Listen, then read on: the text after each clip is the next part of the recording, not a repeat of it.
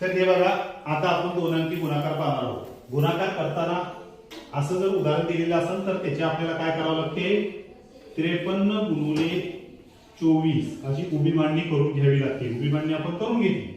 नेहमी आपण गुणाकार काय करतो, 4 न 3 ला 5 ला गुणतो, त्यानंतर 2 न 3 ला 5 ला गुणतो किंवा 24 न ह्या संख्यांना काय होतो, गुणतो. पण आता आपण एक वेगळी पद्धत पाहणार आहोत, अतिशय सोप्या पद्धतीने आणि लवकर तुम्हाला गुणाकार.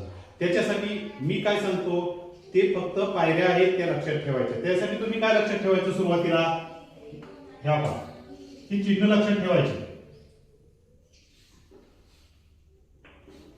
दोन अंकी सोडवत असताना ही 3 चिन्ह आपण काय करायची, लक्षात ठेवायची.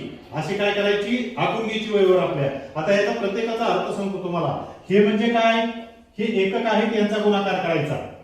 4 चा 3 चा गुणाकार किती होतो, 4 त्रिक 12, 12 शी 2. हातच्या आलेला या ठिकाणी बाजूला ठेवायचा.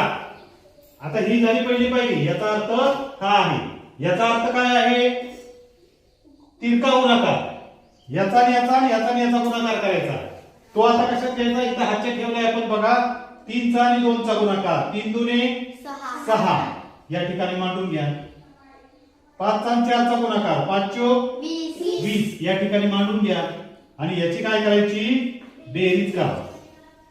6 आणि 1 7, 2शी 2. आता हे 27 आलं. आता 27 लिहायचं नाही, कारण ही एक पद्धत आपली पायरी शिल्लक राहिलेली आहे की नाही. मग 27 ला काय करायचं, 7 लिहायचे. हातच्याले 2 हे बाजूला मांडा. मांडले. आता ही पायरी लक्षात आली. आता ही पायरी काय आहे, दशकांचा गुणाकार. दशकांचा 5 दुने 10 मांडून घ्या. 2 आणि 0 2, 1शी 1 किती आले, 12.